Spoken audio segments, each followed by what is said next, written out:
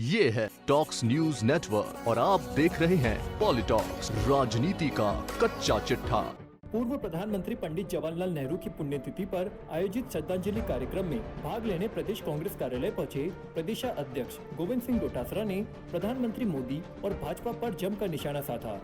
डोटासरा ने कहा कि आज पूरा देश कोरोना की त्रासदी में है और हर व्यक्ति अपने भविष्य को लेकर आशंकित महसूस कर रहा है। वैक्सीन मिलेगी कि नहीं, इस चिंता में है। देश के प्रधानमंत्री चुप है। केंद्र ने इस त्रासदी में राज्यों को अपने हाल पर छोड़ दिया है। युवाओं के लिए पैसे देकर भी वैक्सीन का इंतजाम राज्यों के स्तर पर नहीं हो पा रहा है। डोटासरा ने कहा कि ग्लोबल टेंडर की प्रक्रिया में विदेशी कंपनियां राज्यों से 4 से 5 गुना पैसा मांग रही है। कुछ कंपनियां कह रही हैं कि 6 माह बाद वैक्सीन देगी।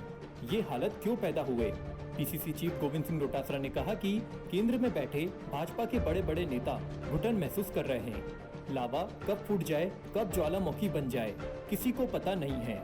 मोदी अपने ही लोगों की सुनवाई नहीं कर रहे हैं। डोटासरा ने बीजेपी सांसदों पर तंज कसते हुए कहा कि लोकसभा में राजस्थान से 25 सांसद है, लेकिन इनके किसी सांसद की इतनी हिम्मत नहीं है कि मोदी को सीधा सुझाव दे दे।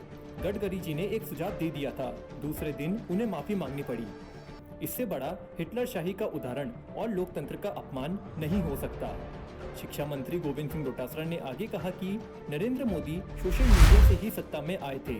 अब सोशल मीडिया को कैसे काबू में किया जाए, इसके लिए आज केंद्र में रोज बैठकें हो रही है।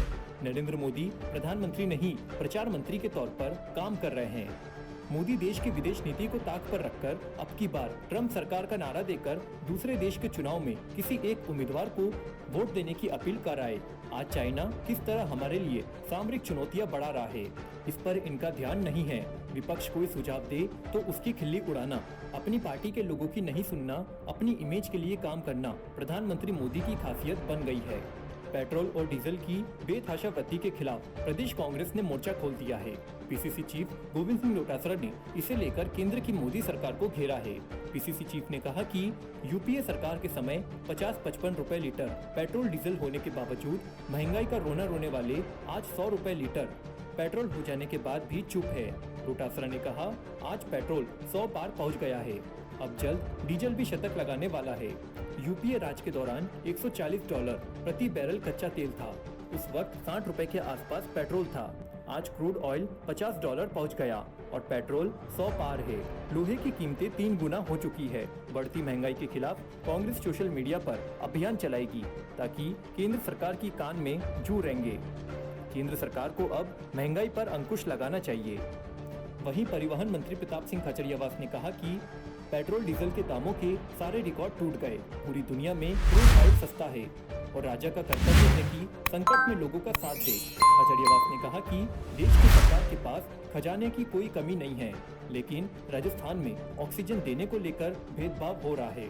जीवन रक्षक दवाइयाँ दिलवाने का काम भी सरकार का है, लेकिन यह काम भी नहीं हो पा रहा है।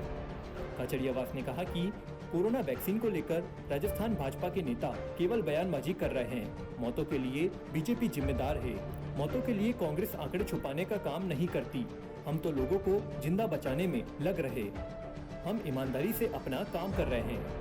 इसके साथ ही पीसीसी पहुंचे मुख्य सचेतक महेश जोशी ने कहा कि कोरोना वैक्सीन संकट केंद्र की गलत नीतियों के कारण हुआ है।